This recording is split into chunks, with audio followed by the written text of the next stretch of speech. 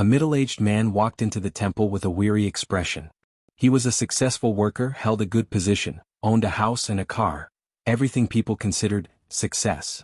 Yet inside he felt empty. Every morning he rushed to work, every night he returned home exhausted. One day he felt that despite having everything, his heart was unhappy. So he sought out the abbot and asked, "Reverend Father, why does my life feel like I'm running all day but never reaching my destination?" The abbot smiled and replied simply, "Because you are chasing after the world, but you never turn back to examine your own heart."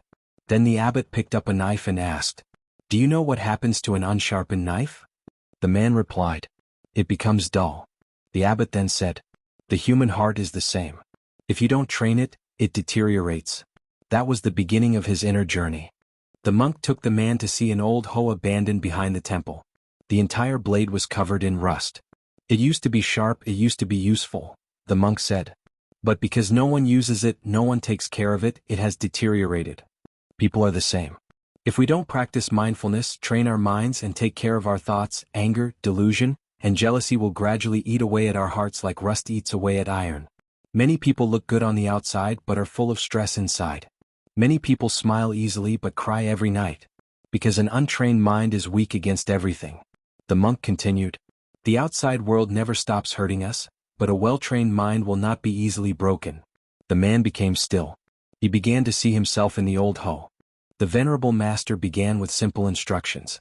Every morning before picking up your phone, focus on your breath. Short words but more difficult than expected. On the first day, the man couldn't sit for even a minute before his mind wandered. He thought about work, money, and people he disliked. But the Venerable Master said, "That's all right. Training the mind isn't about forcing it, but about being aware of it. Like a child learning to walk, falling and getting up again. Practice is similar. You don't have to be an expert immediately, but you must practice consistently. Because the mind gradually becomes stronger from repeated practice. Just like the muscles of an athlete." Months passed and the man gradually became calmer. But one day he became intensely angry with his subordinate. Afterward he felt deeply guilty and thought, "I probably can't do this." The master chuckled softly and said, "A person who trains their mind is not someone who never gets angry, but someone who becomes aware of it sooner."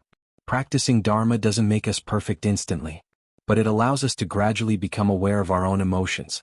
From being angry for 3 days, it became 3 hours. From 3 hours it became 3 minutes. This is progress. It's not the absence of problems, but the reduction of suffering. One day someone insulted him very harshly. But this time he simply smiled and remained silent. Not because he was giving up, but because he didn't want to let the fire of others burn his own heart. The Venerable Master said, "Those who conquer others may be skilled, but those who conquer their own hearts are truly strong." Peace doesn't mean weakness, but it is a power cultivated through training.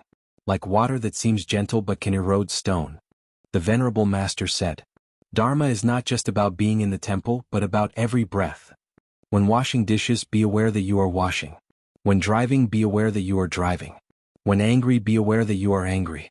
Because mindfulness is returning to the present moment. And the present moment is the only place where the mind can truly rest." The man began to slow down his life.